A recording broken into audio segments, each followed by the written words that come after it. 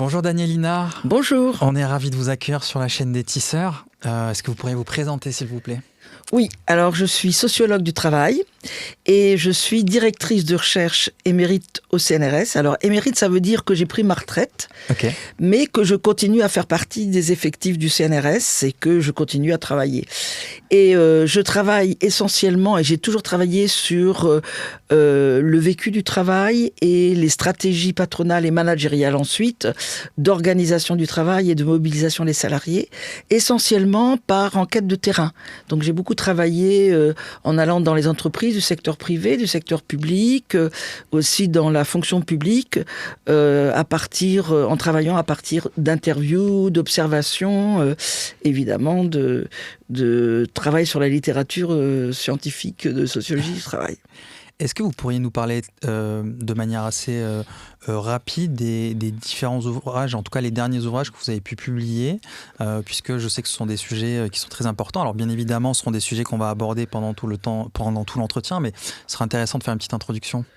Oui, alors bon, si on prend les 3 derniers ouvrages, c'est en 2021, pardon.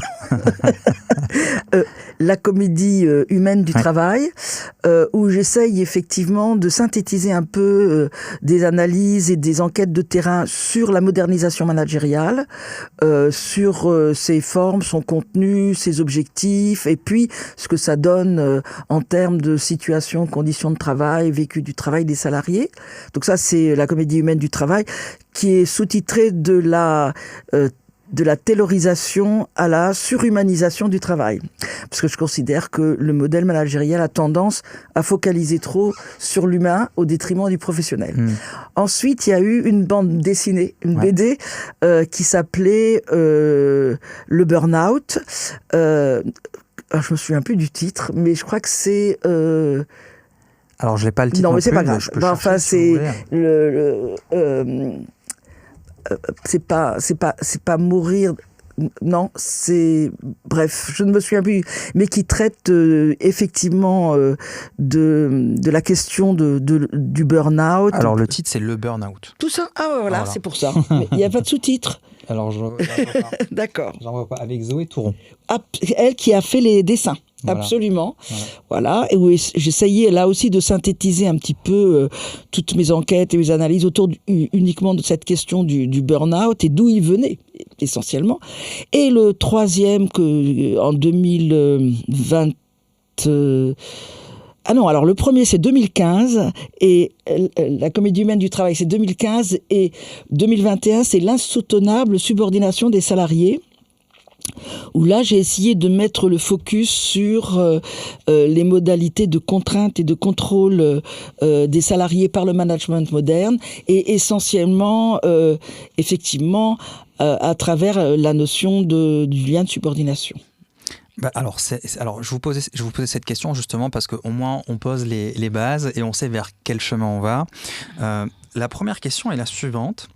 Depuis maintenant plusieurs décennies, dans le cadre de l'évolution du travail tel qu'il est vécu, on voit une fragmentation des gestes, un affaiblissement du collectif. On voit également une forme d'individualisation du travail tel qu'il est vécu. Ma question est la suivante, c'est comment vous décririez ce processus de déshumanisation qui accompagne le travail sur ces dernières décennies et surtout, pourquoi ? Alors, c'est compliqué, tel que vous le dites, de mettre sous le terme de déshumanisation tout ce qui est démarche d'individualisation. D'accord. C'est compliqué parce que, en fait, le taylorisme se caractérisait par sa déshumanisation dans la mesure, entre autres, où il considérait que les ouvriers étaient totalement interchangeables. N'importe qui pouvait remplacer n'importe qui parce qu'ils avaient des tâches extrêmement simplifiées qui correspondaient à des fragments de métiers et donc un travail totalement émietté dans lequel ils étaient supposés être extrêmement experts puisqu'ils refaisaient tout le temps les mêmes gestes. Donc, interchangeabilité et rôle d'exécutant. À l'heure actuelle, dans le management moderne, cette interchangeabilité en quelque sorte, elle a sauté. Elle a sauté parce que le modèle managérial, maintenant, est focalisé sur la spécificité de chaque salarié. C'est-à-dire de prétendre, en tout cas, vouloir satisfaire les aspirations, les besoins, les désirs de chaque personne au travail, en considérant que chacun est spécifique et on ne peut pas traiter chacun de la même manière. Donc, il faut avoir des modalités de mobilisation des salariés qui prennent en considération leurs dimensions subjectives, leurs émotions. Alors, on parle de management des émotions, on parle de gestion des affects. Donc, on est vraiment dans cette idée que chaque salarié doit être géré et mobilisé en fonction de la personne qu'il est, en gros en fonction de l'humain qu'il est. C'est pour ça que parler de déshumanisation n'est pas très adapté, parce que tout le discours managérial, c'est de dire pour nous, ce qui nous intéresse précisément, c'est votre dimension humaine, votre intuition, votre résilience. Mais est-ce qu'ils le pensent réellement, ça ? Alors, est-ce qu'ils le pensent ? D'abord, je ne suis pas dans leur tête, mais je pense qu'il y a un discours et une idéologie d'un côté, et puis il y a ensuite la mise en place de dispositifs qui sont censés aller dans le sens de cette idéologie de l'autre côté, mais que véritablement il y a un gouffre entre les deux. Ça, c'est vrai. Donc c'est pour ça qu'on peut dire, en fait, cette surhumanisation, pour moi, selon moi, elle est nocive, parce que ça ne sert à rien de prendre en compte le type d'émotion d'une personne, sa résilience, ses aspirations, ses fantasmes. Ce qui compte, c'est de prendre en compte sa professionnalité, ce qu'il peut apporter en termes de compétences, d'expérience, de formation, de qualité de l'engagement. C'est ça qui est important. Il faut bien sûr ne pas le traiter de façon non humaine, mais on ne met pas au travail des humains, c'est pas vrai. On met au travail des professionnels. Et il faut différencier le rôle professionnel qui protège chacun de la personne qu'il est dans la vie courante, dans la vie domestique, affective. C'est pas monsieur et madame X ou Y qui ont mal vécu le départ de leur enfant ou qui ont une séparation qui va travailler. Non, c'est un professionnel qui a qui a suivi plutôt une formation, qui a des connaissances, qui a un engagement dans le travail bien spécifique, qui peut avoir une vocation, et qui endosse un rôle professionnel, celui qu'il a dans l'entreprise et celui qui le fait respecter. Je te donne toujours une petite anecdote qui m'a beaucoup intéressée, parce qu'elle m'a montré à quel point, effectivement, mes analyses allaient dans le bon sens. Un jour, donc je fais partie du CNRS et je suis retraitée. J'avais une dernière, comment ça s'appelle, médical, un dernier rendez-vous médical. Vous savez, un contrôle. Avant la retraite. Ah, ouais, c'est ça. Okay. Alors c'était un jeune homme, un peu comme vous, et un médecin du travail. Un médecin du travail qui me reçoit et il me dit: Madame Linard, bonjour. Et il me dit donc voilà, vous êtes, à quel âge avez-vous? Et moi, bêtement, je lui dis: vous êtes bien indiscret, jeune homme. Et il me dit: Madame, si vous m'appeliez docteur, ça se passerait peut-être autrement. Et je trouve qu'il avait mis le point exactement sur ce qui est décisif dans le monde du travail. C'est pas le fait qu'il soit un jeune homme qui était important dans notre relation, c'est le fait qu'il soit un médecin. Vous voyez, jeune homme, c'est sa dimension humaine, justement. Moi, je voulais, pour le mettre un petit peu mal à l'aise de fait, je voulais pas donner mon âge, mais lui, il m'a remis à ma place. Je ne suis pas le jeune homme que vous pensez, je suis médecin. Donc, le rôle, et effectivement, après, j'étais très... le petit doigt sur le pantalon, la rayure du pantalon. Mais c'est vrai que c'est très important de prendre en considération que chacun endosse un rôle professionnel pour de multiples raisons, liées à sa formation, sa vocation, etc. Mais c'est pas monsieur et madame machin, avec ses émotions, ses fantasmes, ses peurs, ses aspirations. Or, le management moderne, il ne veut voir que ça. Donc, si je comprends bien, vous faites une distinction assez importante entre le professionnel dans le cadre de son travail et l'individu. Bien sûr. Moi, ça me provoque un sentiment un peu paradoxal puisque j'ai l'impression que notre travail, notre formation a une incidence directe sur la personne qu'on devient, l'adulte en construction également qu'on devient et comment on vieillit. Puisque globalement, typiquement, moi, mon père qui a été dans le BTP toute sa vie, a eu, je dirais, des contraintes physiques très importantes. Et je voyais que son travail influait de manière très négative sur son moral de temps en temps, puisque c'était un métier très difficile. Et je pense que si mon père avait été, je ne sais pas, professeur des écoles, probablement qu'il aurait eu de temps en temps, probablement qu'il n'aurait pas eu la même expérience professionnelle et il n'aurait pas été le même homme par la suite dans sa vie personnelle. Qu'est-ce que vous en pensez de ça ? Et vous avez parfaitement raison. Ce que j'ai essayé de mettre en évidence ne veut pas dire que le travail n'a pas une incidence sur la vie, la santé physique et mentale de chacun. Ça, c'est certain.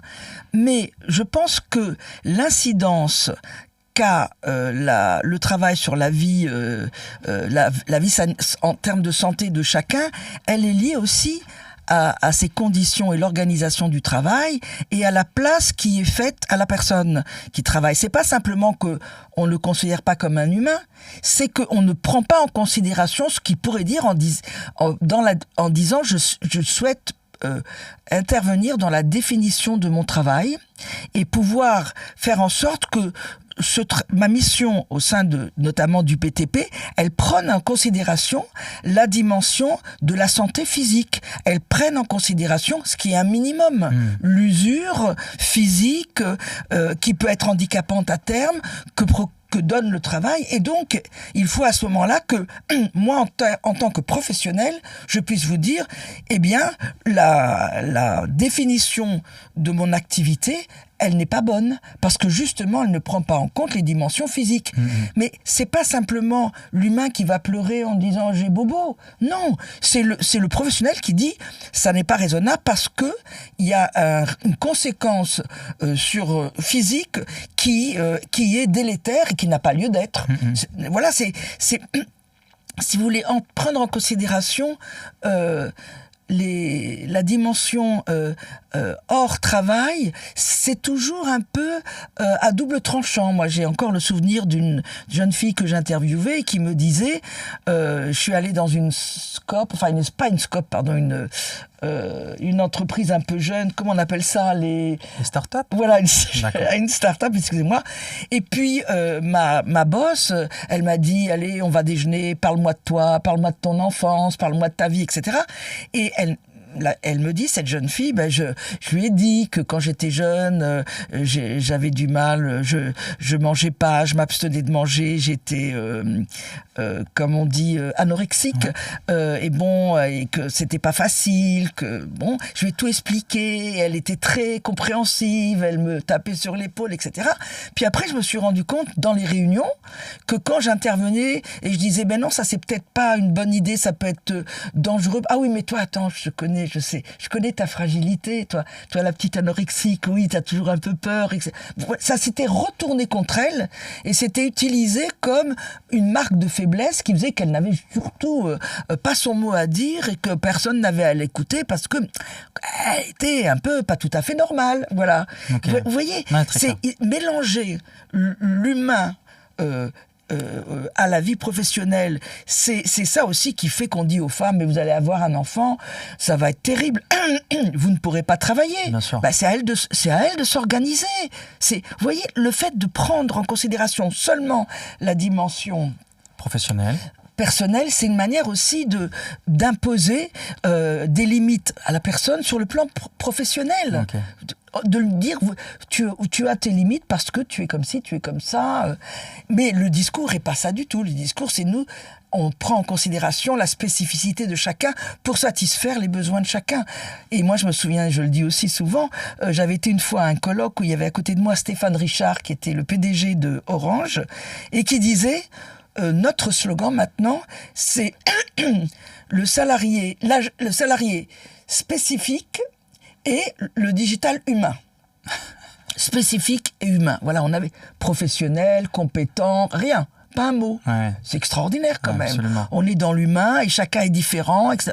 Oui, mais au travail, c'est pas des humains différents chacun les autres. Ah, moi, je veux pas travailler avec celui-là parce qu'il est trop gros. Moi, je veux pas travailler avec ça. Qu'est-ce que ça veut dire ? C'est ça si on dit humain. Et du coup, vous pensez quoi de toute cette phase, un moment qu'on a eu des happiness managers dans les entreprises ? Alors, les happiness managers, c'est différent. Parce que les happiness managers, ils sont là pour essayer de faire passer ce modèle. Excusez-moi. Buvez un coup, ça. Un coup. Je préviens, c'est pas de la vodka. Si vous voulez, les DRH, elles sont là parce que le modèle managérial, il est extrêmement dur. Ouais. D'un côté, il y a effectivement cet enrôlement de la subjectivité de chacun. On dit, voilà, c'est vous, vous êtes un jeune homme très beau, très, voilà, etc. Et on sent que vous avez des aspirations professionnelles. Enfin, vous voulez faire carrière. On sent que vous les déchirez. On va miser sur vous parce qu'on sent que vous avez un tempérament du tonnerre. C'est un peu ça. Ouais. Vous savez, quand les directions d'entreprise demandent à des cabinets de recrutement, trouvez-nous, etc., ils disent, trouvez-nous la bonne personne. C'est extraordinaire. Ils disent pas trouvez-nous le bon professionnel. Trouvez-nous la bonne personne. Tous les cabinets de recrutement le disent. Alors, au début, les consultants s'interrogeaient, on sait pourquoi la bonne personne. Parce qu'après, on peut le former. Mais on veut des gens qui soient résilients, qui acceptent de se remettre en question, qui sachent sortir, ça c'est vraiment les mots, c'est les slogans de toutes les entreprises, sortir de leur zone de confort pour grandir. Voilà. Donc, c'est vraiment c'est la personne qu'on va mobiliser et qu'on va gérer. Et donc, il y a toute une mise en scène de cet humanisme, de cette volonté de s'adresser qu'à des humains, dont on sollicite la réactivité, l'intuition, le besoin de se retrouver dans le travail, d'être fier de ce qu'on fait, etc. Et puis, le travail lui-même, qui est organisé selon une logique qui reste taylorienne. Ça, on en reparlera plus tard, si vous voulez. Donc, en fait, c'est une confrontation qui est extrêmement douloureuse, parce que on me sursollicite mes dimensions un peu narcissiques. Je veux me retrouver dans mon travail, je veux me réaliser dans mon travail, je veux pouvoir, avoir l'autonomie, la liberté qu'il faut. Sauf que le travail, il est très largement prescrit. Mais ça, on pourra y revenir. Et donc, il y a un choc frontal qui est très douloureux. Et les DRH sont là pour ça, pour que ça reste vivable. Et donc, les Chief Happiness sont là pour faire en sorte qu'il y ait des lieux où on puisse méditer, où on puisse s'adonner au fou rire. Voilà, on vous dit, là, il y a le coach du fou rire qui vient d'arriver, vous pouvez aller à la salle 220, vous pouvez avoir des fous rires pendant 25 minutes, une demi-heure, après vous revenez, vous sentirez très très bien.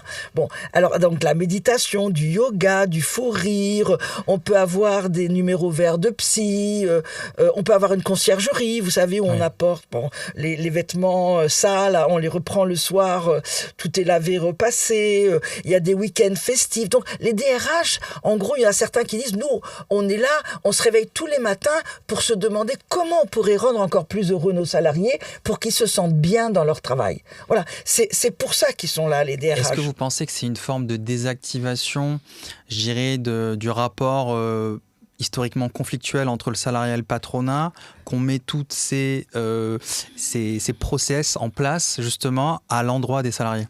Alors déjà, la négation, si vous voulez, de la lutte des classes, elle est dans l'individualisation. Bien sûr. Elle est dans l'individualisation parce que le modèle managérial repose sur ce pilier-là de l'individualisation.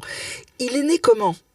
Il est né à partir de mai 68, en fait. En mai 68, c'est intéressant parce que il y a eu 3 semaines de grève générale avec occupation d'usines, mais qui n'ont pas été orchestrées ou enclenchées par les organisations syndicales. C'était des grèves du ras-le-bol. À un moment donné, les ouvriers envoyaient leurs outils en l'air, disant « il y en a marre. Vraiment, il y en a marre. On ne peut pas continuer à travailler comme ça. Il faut que ça change. Il faut que ça change. » Puis les gens, ils allaient dans la cour. À ce moment-là, les syndicalistes arrivaient et ils disaient « oui, on a compris, on va aller voir la direction, on va demander des augmentations de salaire. Mais en fait, c'était pas vraiment ça. Ils n'étaient pas du tout contre les augmentations de salaire. Mais ils voulaient un autre travail. Ils voulaient pouvoir vivre leur travail de façon beaucoup plus satisfaisante, avoir le sentiment de faire quelque chose d'utile, de bien fait, dans lequel ils aient suffisamment d'autonomie pour pouvoir faire profiter le travail de leurs compétences, de leur expérience, de leur savoir. Bref, voilà, vivre dans le travail comme des citoyens, avec un certain liberté, autonomie et dignité. Et donc, le fait que les organisations syndicales n'aient pas été à l'origine, ça a beaucoup angoissé les directions d'entreprise, le patronat. Pourquoi ? Parce que la négociation avec les organisations syndicales, ils connaissaient. Mais comment faire avec tous ces gens qui disent « il y en a marre, on ne veut plus travailler », comment maintenir l'ordre social capitaliste dans ces entreprises quand c'est des gens qui disent « voilà, nous on en a marre, on s'en va, on fait grève, on ne veut plus continuer comme ça ». Non, c'est très angoissant, c'est traumatisant. Et c'est en réalité ces grèves du ras-le-bol et des spontanées, elles venaient des collectifs informels de travailleurs qui partageaient un même destin dans l'entreprise, les mêmes difficultés, les mêmes injustices, le même harcèlement de la hiérarchie, et puis qui se sentaient quand même constituer un acteur collectif, qui partageaient des mêmes valeurs citoyennes, professionnelles, etc. Et c'est de là qu'est sorti mai 68. Côté entreprise, parce qu'il y a eu la révolte de la jeunesse, des étudiants de l'autre, et donc le patronat s'est dit que la seule chance de survie, c'était de mettre un terme à ces collectifs de travail. Parce que comment les faire rentrer et leur faire accepter que tout continue comme avant, parce que c'était quand même ça l'idée, s'ils ont toujours cette possibilité de mettre à l'arrêt l'économie française et qu'on ne puisse pas négocier avec eux, puisque les organisations syndicales ne se plaçaient pas sur la question de l'organisation du travail. Donc, le patronat s'est dit, il nous faut casser les collectifs et promouvoir l'individualisation sous le terme générique de l'humanisation. Voilà, on va être plus humain, on va vraiment s'intéresser à vous, c'est vous notre richesse, c'est vous que nous vous aimons. C'était des déclarations d'amour, en fait, à l'égard de... Et ils n'ont pas du tout tenu compte de la véritable critique qui était « on veut un autre travail ». Et je ne sais pas si vous connaissez Capello et Boltanski. Voilà, le nouvel esprit du capitalisme, ils disent que la critique, elle était artiste. Elle n'était pas sociale. Sociale dans le sens où on veut plus d'argent. Ils n'étaient pas contre. Bon, mais artiste dans le sens où ils voulaient pouvoir être fiers de ce qu'ils faisaient, se reconnaître dans ce qu'ils faisaient. Et comment vous voyez de vos lunettes l'évolution du rapport de conflictualité qu'il peut avoir entre le patronat et le salariat sur ces 50-60 dernières années sous le joug de cette individualisation à marche forcée. Aujourd'hui, on voit de moins en moins de personnes syndiquées, on voit de moins en moins de ras-le-bol général comme vous l'avez signifié là. D'ailleurs, ce qui se passe également, ce qu'on remarque, c'est que il y a des grèves qui s'opèrent, pour autant il n'y a pas forcément ce rapport de force qui se crée et des améliorations des conditions de travail. Non, mais vous posez une très bonne question, parce que l'individualisation, elle s'est faite sous une forme particulière qui était la mise en concurrence des salariés les uns avec les autres. C'est ça, on leur a dit voilà, chacun aura des objectifs personnalisés parce qu'on s'intéresse à chacun, alors chacun aura des primes personnalisées parce qu'on veut reconnaître l'engagement de chacun, et donc peu à peu ça va être aussi des salaires différenciés. Et on va sortir de l'équation à travail égal, salaire égal. Donc tout le monde va être en concurrence, chacun voudra la meilleure prime, la promotion, il n'y a plus de promotion à l'ancienneté comme auparavant, chacun voudra le meilleur salaire, donc chacun en concurrence avec les autres, et pire encore, chacun en concurrence avec soi-même, parce qu'on va dire à chacun, montre que tu es. Révèle-toi à toi-même, en même temps que tu te révèles à nous, parce qu'on va te mettre des défis. Donc voilà, montre que tu es force, intelligent, réactif, intuitif, qu'on peut te faire confiance. Meilleur que ton copain. Mais surtout meilleur que ton copain, meilleur que ce que tu n'as jamais été. Tu as atteint ces objectifs, dépasse-les maintenant. Voilà, c'est toujours une course, une quête vers le mieux pour chacun, mais contre en compétition avec les autres. Donc, effectivement, la question de l'idéologie de la lutte des classes et de la solidarité, elle s'effiloche grandement. Et d'autant plus que il y a ce qui est au cœur du contrat salarial, c'est le lien de subordination. Et le lien de subordination, pour être très clair, pardon, le lien de subordination, c'est que quand on signe un contrat de travail, ça veut dire qu'on a un employeur qui requiert une partie de votre temps, qui est une partie de votre vie, le temps de travail, moyennant salaire, et moyennant quoi, lui doit organiser votre travail, c'est à lui que revient la responsabilité d'organiser votre travail, et vous devez obéir. Dans le cadre de cette organisation, vous devez faire ce qu'on vous dit de faire. Sinon, ça peut être considéré comme une faute professionnelle et ça peut mériter un licenciement. Donc c'est très grave. Ouais. Dans le public, ça s'appelle le devoir d'obéissance. Dans le privé, c'est la subordination. Or, la subordination, elle est vécue de manière de plus en plus personnelle maintenant, puisqu'il y a cette individualisation, ouais. Cette personnalisation de chacun. Chacun a la subordination comme un lien autour du cou, une laisse autour du cou, et c'est pas comme ça que on va se sentir faire partie d'une classe, d'un collectif, avec des intérêts communs, qu'on va pouvoir critiquer le modèle, le contester, se révolter.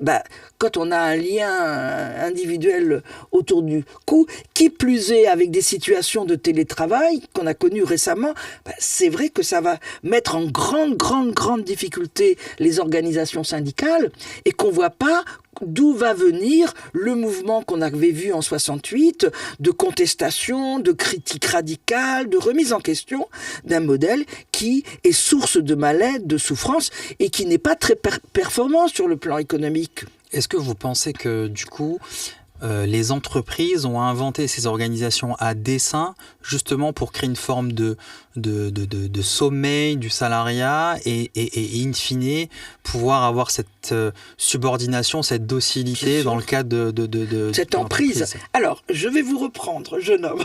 Reprenez-moi. C'est pas les entreprises. Ce sont les directions d'entreprise. Je vous dis ça parce que je trouve que c'est très important. En 1994, le CNPF, Conseil national du patronat français, qui devient le MEDEF, qui veut dire le mouvement des entreprises de France, ce qui veut dire que le patronat est devenu les entreprises. Ça a été un rapt symbolique des entreprises, et désormais quand vous entendez des représentants du MEDEF, ils disent « nous les entreprises ». Ouais. Nous avons besoin que nous, les entreprises, trouvons que... Et quand je vais dans des séminaires syndicaux, qu'est-ce que j'entends ? Ah, mais les entreprises, elles exagèrent, vraiment, faut pas les laisser faire, etc. Moi, quand je dis, c'est pas les entreprises, ce sont les directions d'entreprises, parce que les entreprises, c'est tout le monde. Bien sûr. Et eux, ils reprennent. Oui, mais vous avez raison. Qu'est-ce que je disais ? Ah oui, non, il faut combattre les entreprises. Mais donc, c'est pas les entreprises qui inventent ce nouveau modèle, ce sont les directions des entreprises. Et effectivement, le but ultime de toute direction d'entreprise, c'est d'asseoir son emprise, sa domination sur les salariés.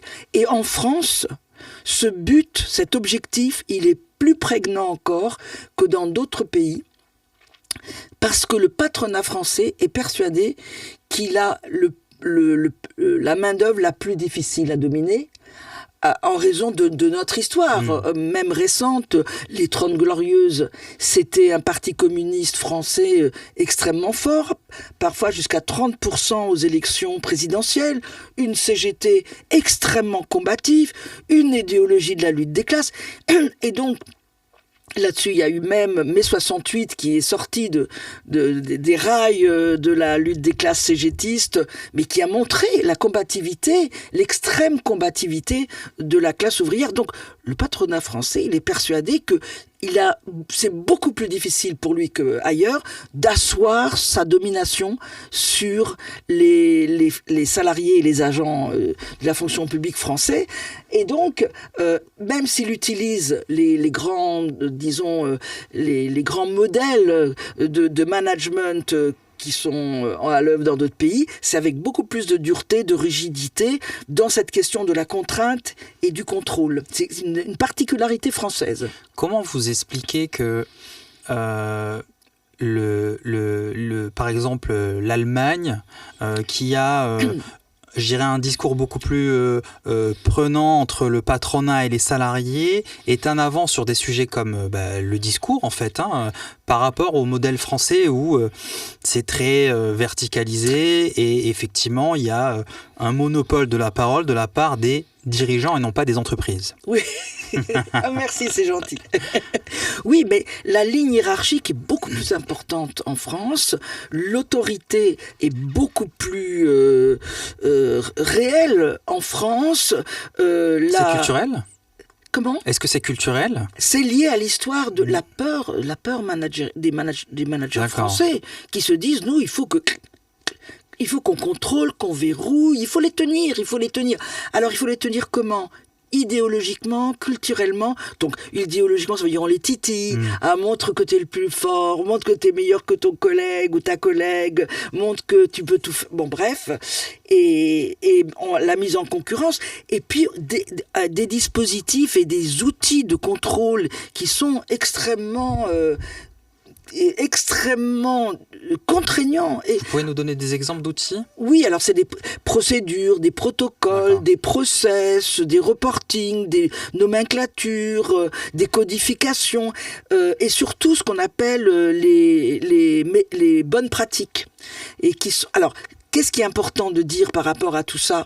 C'est que c'est concocté par des consultants de grands cabinets internationaux. C'est pas mis en place avec les professionnels concernés qui ont les consultants qui n'ont jamais mis le pied dans l'entreprise. Jamais, comme le montre par exemple le livre de Marianne Dujarier, Les planeurs, où elle dit bon, ils planent parce qu'ils planifient, mais ils planent aussi parce qu'ils sont ils sont hors sol, quoi. Ils ne connaissent absolument rien de la réalité des métiers qu'ils vont encadrer, et donc des professionnels de très haut niveau, parce que maintenant, avec la tertiarisation qui est beaucoup plus importante qu'auparavant dans notre économie, on a des ingénieurs de très haut niveau, des cadres de très haut niveau. Eux, l'organisation de leur travail va être décidée par des spécialistes on leur demande même pas de connaître ni le métier ni parfois le pays où ils vont organiser le travail. C'est pas un problème, c'est les bonnes pratiques, les meilleures façons de travailler qui sont les plus rentables selon les critères de la rationalité néolibérale de rentabilité à court terme. Donc le profit. Absolument, à court terme en plus. Donc c'est eux qui organisent le travail. Et la prescription, de la même manière que la taylorisation, elle était extrêmement poussée, avec une déqualification extrêmement poussée en France par rapport à d'autres pays, notamment l'Allemagne. Eh bien aussi les prescriptions, l'usage des bonnes pratiques va être extrêmement développé en France, parce qu'il s'agit, même si on dit on vous adore, vous êtes les plus beaux, les plus forts, etc., on va les contrôler, les contraindre et les suivre vraiment à la lettre. Alors, vous parlez d'organisation. Est-ce que vous pourriez nous décrire l'évolution des organisations au fil des décennies? Je m'explique. L'organisation, les conséquences qu'a pu avoir la révolution industrielle sur les organisations du travail, puis le taylorisme, puis on a eu la robotisation également. Je parle dans une perspective du passage du travail à l'emploi tel que Gors l'a décrit dans les années 80. Est-ce que cette transition entre du travail à l'emploi, de cette perte du geste, de l'artisanat également, et du coup, in fine, ce qu'on entend souvent aussi, cette perte de sens dans le cadre du travail, est-ce que vous pouvez nous le décrire, s'il vous plaît ? Oui. Alors, effectivement, c'est intéressant de remonter notamment au taylorisme, parce que tout est parti de l'organisation taylorienne du travail, parce que dans la mesure où elle existe encore maintenant, il faut bien la connaître pour savoir de quoi il s'agit encore maintenant, et pourquoi le management tient encore à le mettre en œuvre. Peut-être que vous pourriez définir très rapidement. Voilà. Alors non, ça mérite un tout petit peu de temps, parce que Taylor, donc, il arrive à un moment donné comme consultant. Il était consultant à l'époque. Oui, consultant de plus. Au 19e, à la fin du 19e siècle. Est-ce qu'il planait, lui ? Alors, pas du tout. Pas du tout, parce que, si vous voulez, justement, je vais répondre à votre question, il était fils de la bourgeoisie et il voulait devenir aviateur. Non, il voulait planer, d'accord. Oui, mais bon. Pas le même. Peut-être que les psychanalystes trouveraient là un fil intéressant à tirer. Donc, il voulait être aviateur, mais comme il avait une mauvaise vue, il a été refusé. D'accord. Et de dépit, il est allé s'embaucher comme ouvrier dans des petites usines, et il a observé le travail avant d'aller dans une école d'ingénieurs et de devenir un ingénieur et un consultant qui faisait la promotion de son modèle, qui a écrit des livres, et donc on connaît bien son raisonnement, sa pensée, ses objectifs et tout ça. Alors, à l'époque où il œuvrait, Taylor, comment ça se passait ?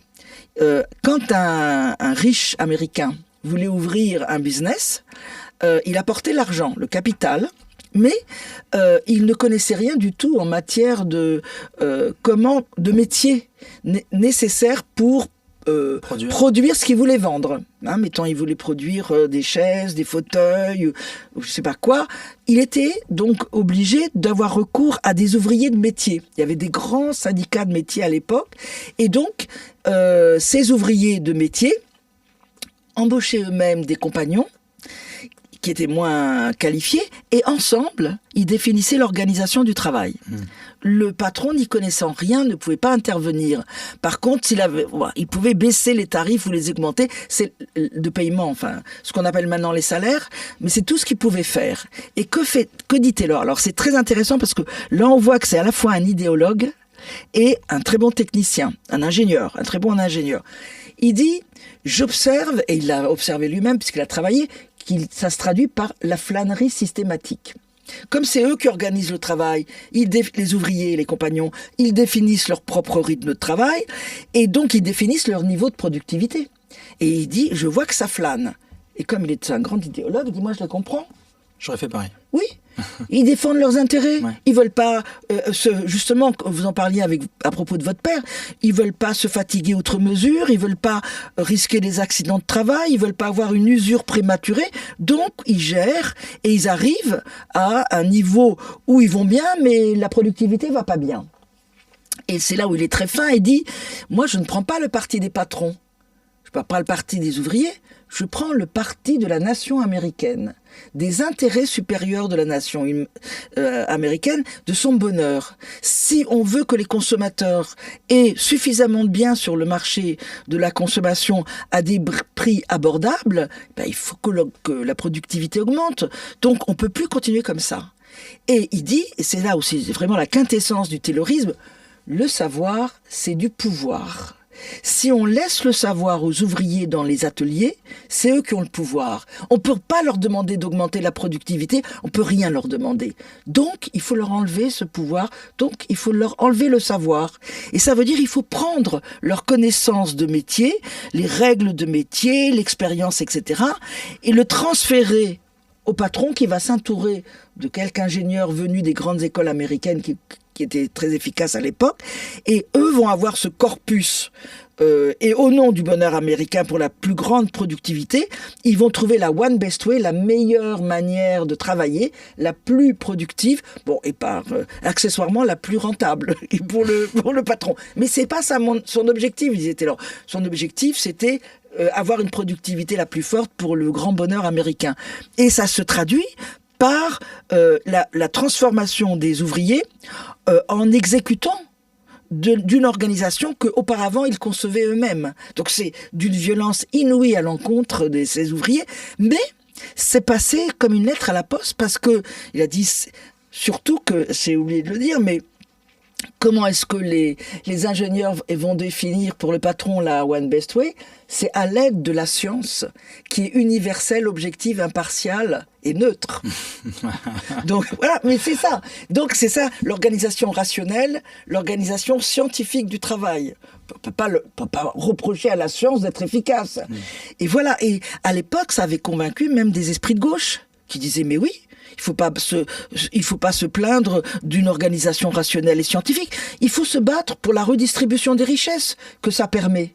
Mais pas contre l'organisation qui est parfaite. Elle est parfaite, même si elle transforme des ouvriers de métier en simples exécutants d'une organisation pensée en dehors d'eux. Ce qu'on retrouve maintenant, c'est ça qu'on retrouve. C'est pour ça que le patronat, le management français ne voulait pas renoncer à l'organisation taylorienne du travail, parce que c'est effectivement un moyen d'inscrire le contrôle et la contrainte dans l'organisation même du travail, d'obliger les travailleurs, même les plus compétents, à l'époque c'était des ouvriers très hyper qualifiés, à travailler selon des critères d'efficacité, productivité, rentabilité, définis par les directions d'entreprise.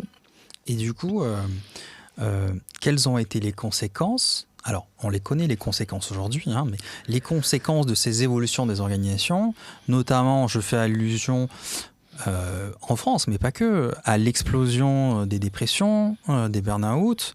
Un sujet qui revient de manière récurrente, c'est le sens dans le travail. À votre avis, est-ce qu'on va avoir de plus en plus de dépression dans le cadre du travail à cause de cela ? Alors déjà, un petit peu juste avant, parce que je pense encore à votre père, avant juste d'aborder cet aspect-là, il y a tout simplement les accidents de travail mortels en France, qui sont d'un niveau extrêmement élevé. C'est plus de 2 accidents mortels par jour. Bien sûr. On parle de 1200 en France en 2024. C'est énorme. C'est immense. Mais énorme. Donc ça veut dire... Alors, ce qui est très intéressant aussi, c'est de rapporter ça par rapport au lien de subordination. Parce que pourquoi y a-t-il lien de subordination ? Pourquoi est-ce que l'ouvrier, ou enfin le salarié, n'importe lequel l'agent est soumis à sa hiérarchie et à sa direction ? C'est parce que l'employeur est considéré comme responsable de la sécurité et de la santé physique et mentale de ses salariés ou de ses agents. C'est pour ça qu'il y a subordination. C'est comme disent certains syndicalistes, c'est grâce à la subordination que l'employeur est considéré comme responsable de la santé physique. Moi, je trouve que le deal, il est pas très satisfaisant pour les salariés. Parce que quand on voit le nombre d'accidents mortels et quand on voit le nombre de dépressions, le nombre de burn-out, le nombre de suicides au travail. Et oui, moi j'avais suivi le procès de France Télécom, puisque j'avais fait partie du conseil scientifique de l'Observatoire du stress et des mobilités forcées, qui a abouti à la condamnation de 3 dirigeants pour harcèlement moral institutionnel. C'est-à-dire que c'est inscrit dans les stratégies de l'entreprise et donc dans l'organisation du travail et les modes de mobilisation des salariés. Donc effectivement, on se dit que le deal il est pas bon parce que on n'a jamais tant parlé, et à juste titre, de souffrance, de mal-être, de risques psychosociaux, d'addiction à des substances psychoactives pour tenir au travail. Les gens ils disent je prends uniquement pour ne pas m'effondrer au travail. Donc effectivement le deal il est pas bon. Être totalement subordonné pour une telle protection de la santé physique et mentale, c'est pas un bon deal. Mais donc pour revenir sur votre question qui est en fait au niveau des mental, psychique, effectivement, pourquoi les gens vont jusqu'à se suicider au travail ? Pendant les 30 Glorieuses, il y avait beaucoup d'accidents, il y avait beaucoup de cassures, d'usures, etc. Mais on parlait pas. Moi, j'avais jamais entendu parler en lisant les livres de suicide au travail. Maintenant, les personnes sont prises justement dans des tension qui les broie. Réalise-toi, montre qui tu es. Et alors les gens s'engagent, surtout les jeunes, s'engagent dans le travail. Ils ont envie de faire des bonnes choses. Et puis, ils peuvent pas. Ils peuvent pas parce qu'ils se confrontent à des prescriptions, des méthodes de travail qui leur sont imposées, relayées par des logiciels, et ils sont prisonniers, ils comprennent pas. On leur dit allez, vas-y, et puis ils se heurtent contre vraiment un carcan de contraintes, de contrôle. C'est pas possible. Donc ils ne comprennent pas. Et puis il y a aussi un autre aspect. qu'on peut mettre maintenant en évidence, parce que on a parlé du taylorisme. Taylor, il dépossédait les ouvriers de leur savoir. Le modèle managérial moderne, il le fait aussi pour obliger les gens à obéir. Et comment il dépossède les salariés modernes de leurs connaissances et de leur savoir? C'est en pratiquant le changement permanent qui met en obsolescence les savoirs, les connaissances, l'expérience acquises par les individus au travail, par les professionnels au travail. Si tout change tout le temps, tout ce qu'on sait... Et il faut s'en remettre à ces spécialistes, effectivement, des cabinets qui, eux, ne font que ça, à une veille mondiale de toutes les connaissances, de tous les savoirs, de toutes les formes de travail les plus efficaces, les plus rentables. Mais le changement permanent, il est source terrible de souffrance parce que il disqualifie la professionnalité. Ça bouge tout le temps. Alors, c'est des restructurations de départements incessants, des recompositions de métiers, des mobilités imposées, des changements incessants de logiciels aussi, des déménagements. Les gens ne s'y retrouvent plus. Ils perdent tous leurs repères et ils sont déboussolés, ils sont ravalés au rang d'apprentis à vie. C'est comme s'ils arrivaient, s'ils débarquaient et ils doivent faire des efforts incommensurables pour essayer de reconquérir une maîtrise cognitive de leur travail. Et c'est ça qui crée un épuisement professionnel, essayer de comprendre tout le temps de quoi il ressort dans le travail, dans l'environnement, son contenu, tout en sachant que ça va bouger. Et puis une dépression aussi du fait qu'ils ne peuvent pas se faire confiance à eux-mêmes parce que tout ce qu'ils savent n'est plus à l'ordre du jour chaque fois qu'ils font un peu le bilan de leurs connaissances et leur savoir. On leur dit oui, mais ça c'était pour avant. Et donc maintenant, écoutez-nous. Et de fait, les salariés sont tellement brisés, comme vous évoquez là, la souffrance, etc., qui se rabattent sur les prescriptions comme sur des véritables bouées de sauvetage. Et là, effectivement, c'est aussi la déception, la frustration, l'incompréhension, la perte de sens. Pourquoi est-ce que moi, qui suis un bon professionnel qui veut travailler, je dois m'en tenir à des manières de travailler pensées par des gens qui connaissent rien à mon métier? C'est terrible. Ouais.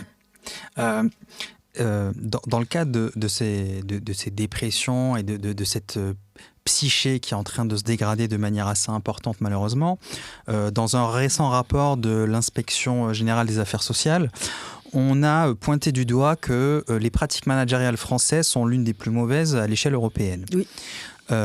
Comment vous expliquez que... il y a maintenant 40-50 ans de cela, on avait des partis politiques très impliqués là-dedans, notamment le Parti communiste. On avait également des syndicats qui étaient prêts à peser de tout leur poids dans l'opinion publique, mais également dans les sphères politiques. Comment vous expliquez qu'aujourd'hui, on n'a plus ce même rapport de force entre ces différentes entités et justement, pour, in fine, améliorer cette psyché, entre autres Bien sûr. Bien, ça vient du fait que les organisations syndicales ne se sont pas, notamment du temps des 30 Glorieuses, les années 50, 60, 70 du siècle précédent, sont jamais occupées vraiment de l'organisation du travail. Les organisations syndicales, et c'est un peu dans la continuité de ce que je disais, ne contestez pas l'organisation taylorienne du travail. On va pas aider le patron à nous exploiter, mais c'était ça. Donc, ils se rabattaient sur les revendications d'augmentation de salaire, l'augmentation ou la création de nouvelles primes. Chaque fois qu'il y avait une détérioration des situations de travail, par exemple avec l'instauration de chaînes de montage ou avec le travail en équipe, ils réclamaient des primes. Primes de travail en équipe, primes d'insalubrité, primes de toxicité, enfin voilà. Mais ils ne voulaient pas contester, ils ne se focalisaient pas sur l'organisation de travail. C'était pas leur tasse de thé. Parce qu'ils disaient ça, nous, surtout la CGT, on va pas aider le patron à nous exploiter. Donc c'est pas ça c'est sa responsabilité. Nous, ce qu'on veut, c'est la redistribution la plus forte possible, de l'investissement capitaliste. On veut en recevoir la plus grande part possible. C'est là qui a produit le décalage en mai 68. Les ouvriers, les ouvrières, ils disaient oui, tout ça c'est très bien, on devient des bons consommateurs, avec l'augmentation des salaires, mais en termes de travailleurs, c'est toujours la même chose. Et c'est pour ça qu'ils voulaient pas. Et maintenant, nous souffrons de ça. C'est-à-dire que les organisations syndicales n'ont pas d'expérience en ce domaine. N'ont pas d'expérience. Et il faut dire que, malheureusement, ça c'est pas, dans le monde entier non plus, il n'y a pas eu d'expérimentation réelle d'une autre manière de travailler. Parce que quand Taylor a mis en place son système taylorien, Lénine l'a mis en place en Union soviétique, en disant il est rationnel, il est scientifique. Ça permettra à la classe ouvrière de gagner du temps en produisant de façon plus productive, et elle pourra prendre en main les rênes de la dictature du prolétariat. Donc vous dites que même le Parti communiste à l'époque a eu cette vision utilitariste du travail, et que in fine, effectivement, ils ont tous poussé dans le même... C'est-à-dire qu'ils voulaient mettre la fin du salariat, fin du capitalisme, etc. Donc l'organisation du travail, c'était pas leur sujet. Non. Eux, c'était le contrat de travail, c'est-à-dire éventuellement la durée du travail, la stabilisation de l'emploi, des contrats à durée indéterminée, la sécurité de l'emploi, des salaires qui augmentaient, des primes qui augmentaient, une réduction de la durée du travail éventuelle, mais tout ce qui concernait l'organisation du travail, c'était pas leur champ d'intervention, ou très très faiblement. Alors ça a commencé après à se mettre en place avec cette montée en puissance, malheureusement, sur le devant de la scène du thème de la souffrance au travail. Donc ils ont commencé à s'y intéresser, et les CHSCT qu'avait mis en place Auroux, le ministre de Mitterrand, du travail de Mitterrand, ça leur permettait d'acquérir des connaissances réelles et expertes de l'organisation du travail. Sauf que là, le président Macron vient de faire disparaître les CHSCT, les a transformés et inclus dans le comité d'entreprise qui est devenu le CSE. Il y a moins de budget, moins de temps, moins de... Alors du coup, vous pensez quoi des ordonnances Macron, justement ? Elles sont très anti-travail, elles sont extrêmement... Mais malheureusement, ça avait commencé sous Hollande, sous François Hollande, avec l'inversion de comment ça s'appelait, pour la négociation. On pouvait négocier en bas dans les entreprises, au lieu dans les branches. Oui, et dans les branches, dans les établissements, même dans les branches, au lieu d'avoir la possibilité de négocier au niveau national, là où les syndicats étaient les plus puissants. Et voilà, si vous voulez, les lois ont toujours été dans le sens de faire en sorte que les organisations syndicales ne puissent pas véritablement prendre en charge la question de l'organisation du travail, alors que maintenant, effectivement, elles ont tendance à considérer que c'est important. Avec votre regard de sociologue, comment vous voyez cet accaparement de la valeur travail, notamment des partis les plus conservateurs qui nous rabâchent sans cesse le retour de la valeur travail, on nous exige plus d'efforts, plus d'engagement. Globalement, j'ai l'impression en tout cas que dans l'opinion politique et publique, c'est surtout ces partis conservateurs qui prennent en main ces sujets-là, alors qu'historiquement, vous parliez tout à l'heure du PCF, c'était surtout des sujets de gauche. Comment on peut expliquer ce retournement comme ça ? Alors, ce retournement, je l'explique en réalité par le fait que l'intérêt l'intérêt en tout cas, surtout des organisations patronales et des décideurs politiques pour la valeur travail, elle vient du fait qu'il y a une sorte de bataille idéologique qu'ils ont enclenchée pour mettre les Français... ou plutôt pour enfoncer l'idée dans la tête des Français qu'ils ne travaillent pas assez, qu'ils sont très frileux quant au travail. En termes de productivité, complètement faux, bien sûr, mais complètement faux. Et ça a commencé en 1984. Ça a commencé avec une émission, vous n'étiez même pas né, qui était Vive la crise avec Yves Montand. D'accord. Vous en avez entendu parler? Non. Absolument pas. Eh bien voilà, qui a eu un grand succès, 1984, un grand succès sur Antenne 2. Yves Montand qui disait, l'ancien compagnon de route du Parti communiste français, que la crise arrive au bon moment pour obliger les Français à retrousser les manches et à se remettre au travail. Parce que vraiment, en France, c'est pas la préoccupation principale. Et ça avait fait, bug énorme. Libération avait fait un supplément spécial où reprenait, qui s'est divisé à des millions d'exemplaires. C'était l'idée, allez, attention les Français, hein, faut se remettre au boulot. Mais vraiment. Alors que pendant les 30 glorieuses, en tout cas, on avait l'intensité productive horaire, la deuxième la plus élevée au monde. Par moment, la première. Donc, les Français travaillaient énormément. Mais c'était l'idée de dire, voilà, au lieu de protester, de critiquer, aller au boulot. C'était quelque chose de délibéré, de voulu.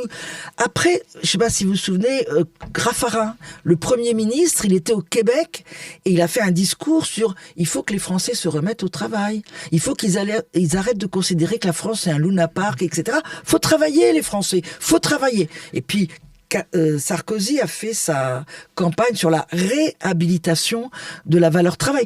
Alors, l'idée, c'était de dire, attention, en France, il y a 35 heures. Alors, regardez ailleurs, hein.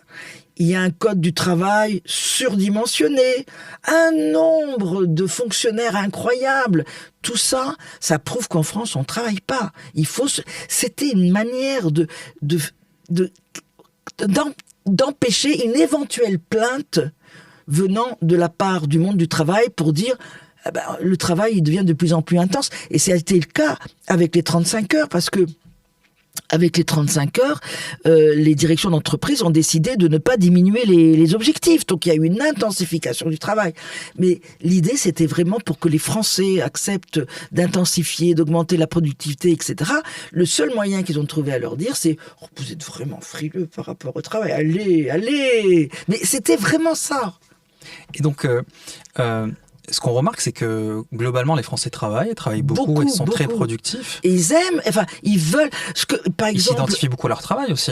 Il y a un sociologue qui s'appelle Philippe Diribarne, qui a écrit un livre qui s'appelle La logique de l'honneur, à partir d'enquêtes qu'il a faites intercontinentales, où il montre que les Français, comparativement à d'autres pays, où c'est plus une logique contractuelle qui dirige le rapport au travail, en France, c'est la logique de l'honneur. C'est-à-dire que chaque Français veut pouvoir être fier de ce qu'il fait, ne pas être obligé d'aller à l'encontre de ses valeurs professionnelles, et il veut pouvoir se reconnaître dans son travail. Et ça aussi, c'est un aspect qui fait très peur aux directions d'entreprise. Parce que ça veut dire quoi? Ça veut dire que les Français, ils ont tendance à vouloir n'en faire qu'à leur tête. Moi, je ferai pas comme on me dit parce que je trouve que c'est pas ça va à l'encontre de mon honneur de travail. Oui, ça va me mettre en difficulté, ça va m'obliger de faire un boulot qui ne correspond pas à mon idéal de travail. Donc et ça fait partie de l'angoisse managériale. Il faut les tenir, il faut les contraindre, de plus en plus. Mais c'est vrai qu'en France, tout le discours ils sont frileux, etc., va complètement à l'encontre de la réalité de la place du travail dans notre société, qui est très importante. Et on est un des pays où les femmes sont arrivées massivement sur le marché du travail, sont devenues actives beaucoup plus que dans d'autres pays comme l'Angleterre, l'Allemagne. Les femmes voulaient se porter très vite sur le marché du travail pour être des citoyennes comme les autres et pour avoir leur place, être reconnues dans la société en tant que travailleuses.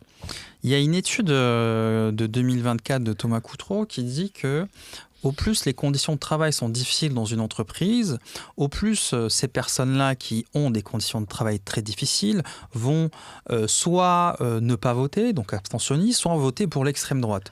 Globalement, la finalité, c'est de dire que l'entreprise est une entité politique. Absolument. Le travail, c'est un enjeu politique, bien sûr. Sauf que ce qu'on remarque sur ces dernières décennies, c'est qu'on a surtout fait un raccourci entre l'entreprise et, je dirais, la machine à profit qu'elle peut être. Et donc, on a toujours vu l'entreprise sous le prisme du profit et de l'argent qu'elle peut avoir. D'ailleurs, quand on dit qu'une entreprise a du succès, on parle souvent de son chiffre d'affaires et de ses bénéfices.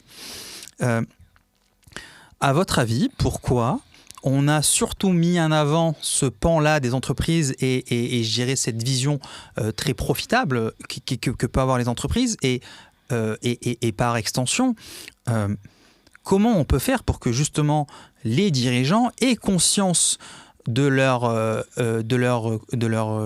comment dirais-je, de la valeur qui peuvent intriquer dans la température sociale du pays, puisque encore une fois, au plus les conditions de travail sont difficiles, au plus il y a une forme de ras-le-bol et de comment dirais-je, retourner la table au milieu de la pièce. Oui, alors justement, ça revient à ce que j'évoquais tout à l'heure en parlant de la transformation du CNPF en MEDEF, c'est-à-dire que actuellement, les dirigeants d'entreprise qui estiment que l'organisation du travail, l'organisation de l'entreprise, le travail lui-même ne sont pas les enjeux de société, mais sont des enjeux pour eux, de leur entreprise, parce qu'ils créent les emplois. Il y a tout ce discours, c'est nous qui créons les emplois, etc. Ils ont le sentiment que la productivité, la rentabilité, c'est une condition sine qua non dans le cadre de la globalisation, de la mondialisation. Si on veut survivre, il faut aller dans la rentabilité. Et eux, les dirigeants de ces entreprises, ont été formés dans les écoles de commerce, les écoles de management ou les grandes écoles de la nation à cette rationalité ultra-libérale. Et d'ailleurs, ils savent pas faire autrement. C'est pas ce qui était exactement le cas durant les 30 Glorieuses, où il y avait des entreprises patrimoniales et où les dirigeants étaient fiers de l'entreprise, et ce qu'ils voulaient surtout, c'est sa pérennisation et pas simplement la rentabilité à court terme, parce que on voit que les entreprises, elles vivent, elles montent, elles disparaissent. Alors que l'idée, pendant les 30 Glorieuses, c'était justement de pérenniser l'entreprise, d'en faire une entreprise à succès dans le sens où elle était innovante, où elle était reconnue dans le monde entier. On s'associait à ces produits. Les salariés, parfois même, s'associaient à ces produits. Tout ça, effectivement, a disparu et on est dans un monde où tout est fait comme si, effectivement, le travail, l'entreprise relevaient des décisions unilatérales du petit groupe que sont les dirigeants d'entreprise, formés, une fois de plus, à un seul type de rationalité. Voilà.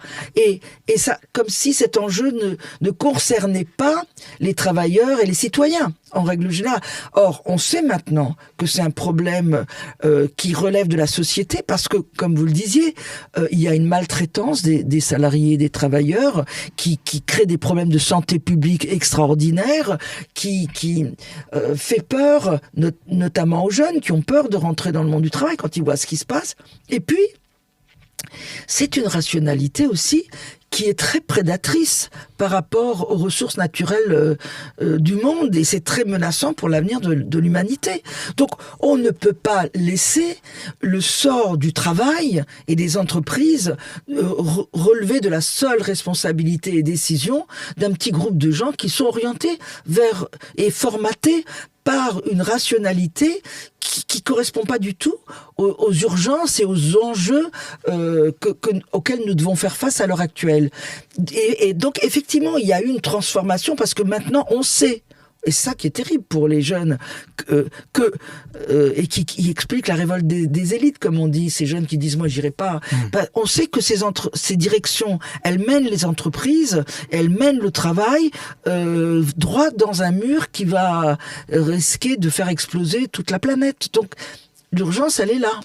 Dans cette verticalité, dans le cadre de ces organisations des entreprises que vous venez de décrire, comment on pourrait faire justement pour pouvoir promouvoir beaucoup plus de démocratie dans le cadre de ces entreprises-là qui, à mon sens, est un manque abyssal dans le cadre de ces organisations-là? Comment on pourrait faire? Puisqu'aujourd'hui, c'est quelque chose qui est malheureusement très résiduel. D'ailleurs, j'aime à faire un parallèle et un miroir entre la photographie des organisations du travail en France, c'est-à-dire des organisations très verticales, avec une poignée de gens qui se ressemblent beaucoup, avec notre monde politique, où également c'est très vertical, et ce sont toujours des gens qui sont issus du même moule. Ah oui, alors sur le parallèle, ça c'est encore autre chose. Mais moi j'essayais de répondre à la première question, allez-y. La première partie de votre question, sur comment est-ce qu'on peut essayer d'envisager une deuxième après. Une sortie de crise. Eh bien, je crois que pour moi, il y a un point sur lequel on pourrait aborder cette nécessité de transformer les choses, et c'est vraiment le lien de subordination. Parce que j'ai le sentiment que si rien ne change au sein des entreprises, c'est précisément parce que ce lien de subordination agissant de façon personnelle, individuelle, ça empêche toute revendication critique, toute prise de distance critique, toute remise en question du modèle au sein des entreprises. Comment peut-on dire arrêtons de continuer avec un modèle qui nous met à mal, nous les travailleurs, et qui est menaçant pour la planète. Inventons autre chose.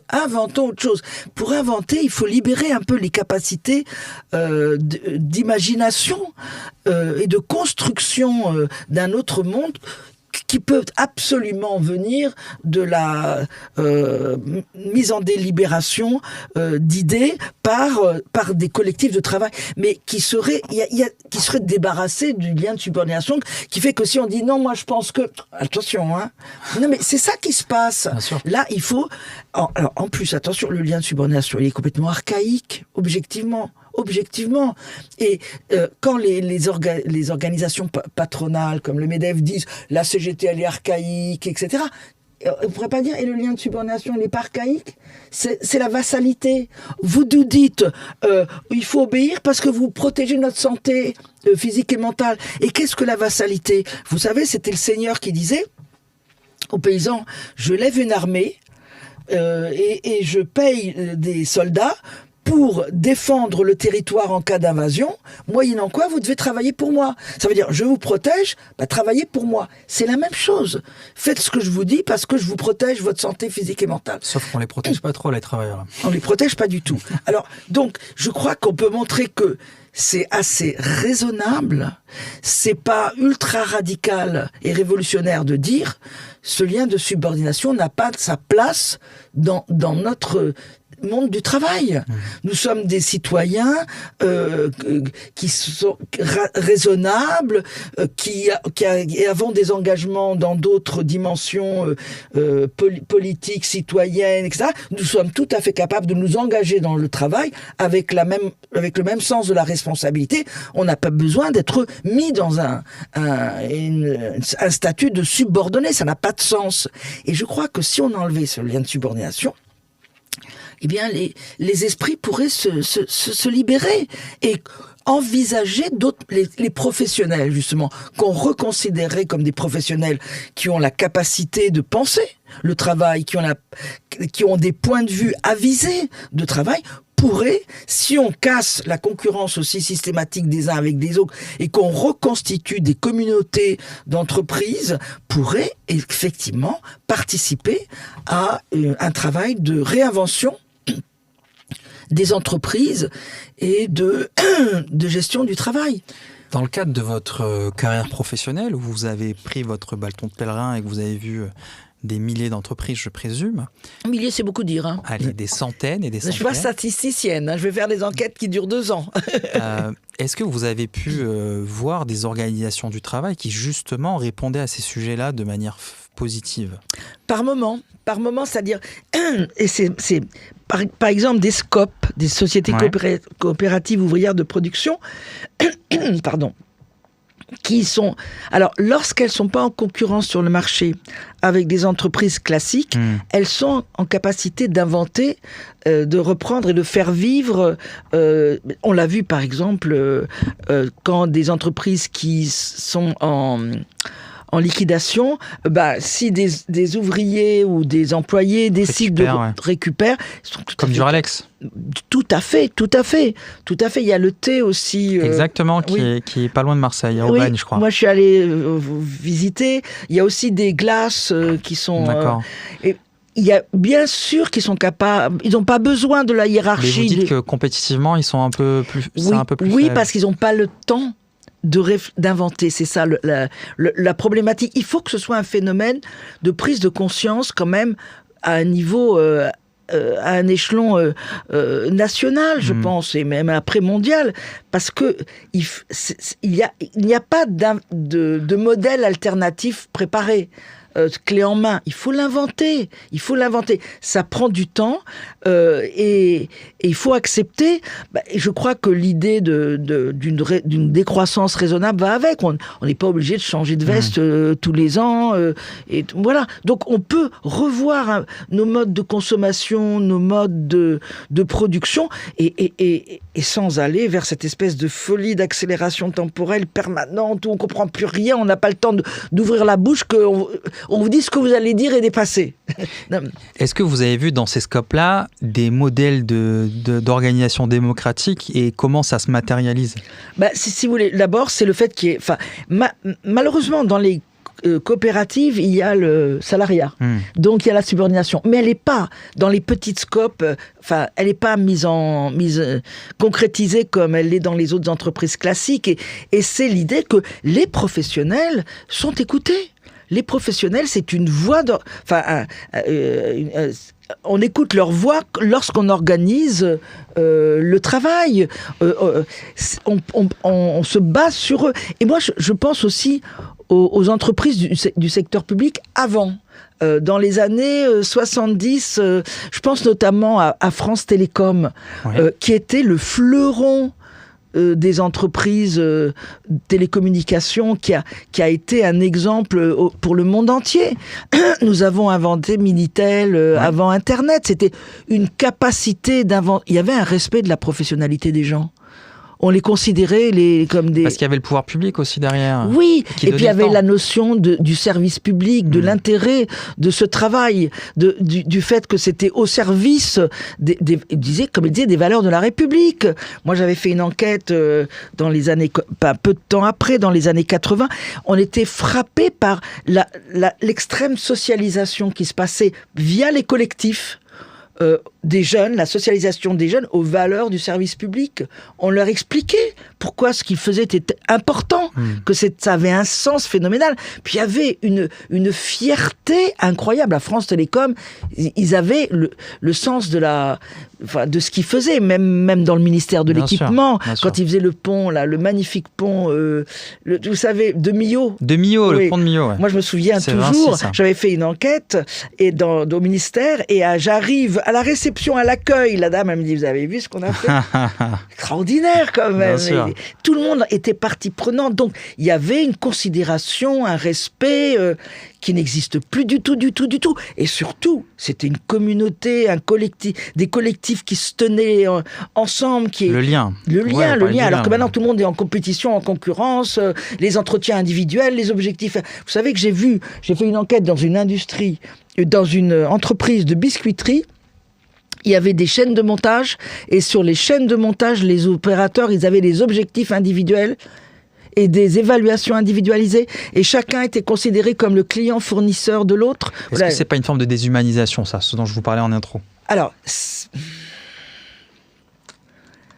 est-ce que c'est une forme de déshumanisation ? De les considérer comme les clients fournisseurs, c'est une fausse humanisation, moi je dirais plutôt. D'accord. C'est de dire, voilà, on vous considère... Parce que, qu'est-ce que ça voulait dire ? Ça voulait dire qu'ils avaient chacun des petits cahiers où ils avaient le droit de noter ce que l'autre avait mal fait. Oui, c'est ça. Alors, forme de délation. Ouais. Mais oui. Donc, si vous voulez, je ne dirais pas que c'est déshumanisation parce qu'on dit écrivez ce que vous... voilà. Et c'était pris en considération parce qu'on engueulait, le hiérarchique engueulait l'autre. Donc, ce n'est pas une déshumanisation, c'est une fausse humanisation, et surtout, c'est un irrespect de la réalité du travail, parce que le travail, il est collectif, il est interdépendant. On ne peut pas, comme ça, faire comme si chacun avait la capacité de mener son propre destin sur la chaîne de travail. Alors, il y a un élément qui est très important dont vous parlez depuis tout à l'heure, c'est à mon sens le lien. Oui. Et j'aimerais qu'on se projette 5 minutes. Ce qu'on est en train d'assister aujourd'hui, c'est qu'avec des innovations technologiques, notamment avec l'intelligence artificielle, on voit une évolution des organisations du travail. Aujourd'hui, on parle d'agents IA. On voit qu'il y a une suppression massive, notamment aux États-Unis, d'emplois, parce qu'il y a cette innovation technologique-là. Et cette innovation-là, aujourd'hui, elle supprime dans un premier temps ce qu'on appelle les emplois des cols blancs. En tout cas, ce sont les premières victimes, malheureusement.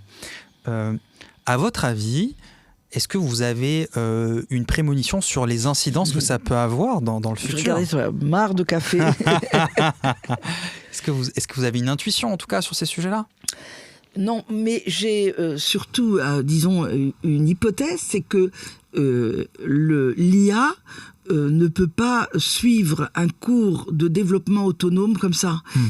Comme le travail, l'IA, c'est un enjeu de société. Et je crois que le débat citoyen doit se focaliser sur la place, le rôle et la responsabilité à donner à l'IA. On ne peut pas laisser faire en sorte que... C'est un peu comme l'atome. On a vu où ça pouvait mener à la guerre nucléaire. Et puis, l'IA, c'est quelque chose qui est potentiellement très dangereux, parce que c'est une négation de l'intelligence humaine. Et je pense aussi que nous devrions tous, nous, les citoyens, faire une grande démarche collective pour dire arrêtons d'appeler ça intelligence artificielle. Ça n'est pas une intelligence. C'est une capacité de synthèse accélérée. Intelligence, c'est vraiment l'humain qui est intelligent pour le coup. Pas l'IA. Parce que l'IA, c'est... Mais c'est vrai. Oui. Donc, il faut considérer que l'IA, on ne peut pas dire dans 10 ans, dans 20 ans, elle produira tel et tel truc. Non, c'est quelle place devons-nous lui laisser ? Comment devons-nous la contrôler ? Du coup, c'est à nous les humains de la tenir, de la contrôler. C'est pas à elle de nous contrôler et de jouer ce rôle de... Je crois que c'est la même chose que le travail. L'intelligence humaine ne peut pas dépendre, enfin l'intelligence, ne peut pas dépendre de cette IA, qu'il faut baptiser autrement, qui, elle, est tenue par un petit groupe une poignée de gens. Ben oui, à la fois un peu politique et très... des ingénieurs, des informaticiens, Non, c'est aussi un enjeu de société. Quelle place, nous, les humains, nous voulons donner à cette force artificielle de synthétisation des données. Est-ce que vous pensez que ça va avoir la même incidence qu'a pu avoir le taylorisme ou la révolution industrielle ? C'est très différent, je trouve, parce que ce qui m'effraie dans l'IA, c'est qu'elle s'auto-reproduit, alors que le taylorisme, non, il avait quelque chose de très figé. Oui. Là, on ne sait pas où ça va nous mener. Hein, je crois qu'il faut qu'on fixe les limites pour ne pas avoir à découvrir où ça nous a mené. Et je crois que c'est vraiment quelque chose de très important. Et en faire, comme il y a une éthique médicale, il faut vraiment tout... Est-ce qu'il y a une éthique au sujet de l'IA, un groupe Absolument pas. Ils ont essayé un moment de faire une pause, etc., alors que pas du tout, puisque c'est entre les mains d'entreprises privées, notamment américaines, mais également des entreprises chinoises, où il y a géré des logiques financières immenses. Et effectivement, il n'y a aucune limite. C'est des investissements illimités. Et donc là, ce qu'on voit actuellement, en tout cas, c'est qu'il y a beaucoup d'emplois qui sont supprimés aux États-Unis. Ça commence également en France, où il y a des cadres qui commencent à perdre leurs emplois. Malheureusement, on commence à voir poindre un remplacement des cadres. Et puis, il y a également la robotisation qui commence également à émerger, notamment en Chine, qui là qui se donne vocation à remplacer les emplois physiques. Oui, comme quand on arrive dans un hôtel maintenant, il y a des gens qui nous accueillent, enfin des robots pardon, qui nous accueillent, qui nous donnent la clé, qui nous montent à l'étage, qui ouvrent notre porte, et nous disent bonne nuit. Bon, à bientôt il y aura des machines à langer les bébés. Mais c'est vrai. Non, mais effectivement, c'est l'objectif à mon sens, du capital qui essaie qui a tout marchandisé. Exactement, qui a un seul but, c'est de maximiser son profit. Et en l'occurrence, là, ils ont trouvé un filon aujourd'hui. Et le pire, c'est que maintenant, ces énormes entreprises multinationales, elles sont beaucoup plus riches et beaucoup plus influentes que les États. Elles ont un rapport de force qui est absolument incommensurable. Bien sûr. Alors Daniel Linard, merci beaucoup.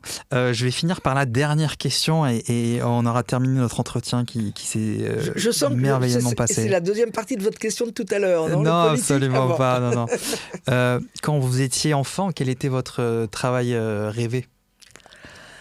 Ah, mais un peu celui du CNRS. Ben oui, mais celui que je fais maintenant, malheureusement, mes collègues, ils n'ont pas exactement la même liberté. Ouais, au CNRS, on avait une liberté totale.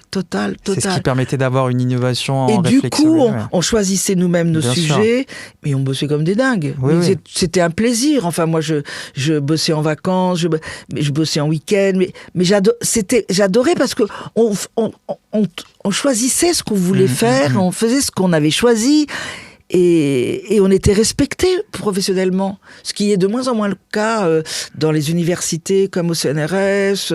Enfin, on voit comment le secteur public a été submergé par la logique de rentabilité aussi. On le voit bien dans les hôpitaux, dans l'enseignement général.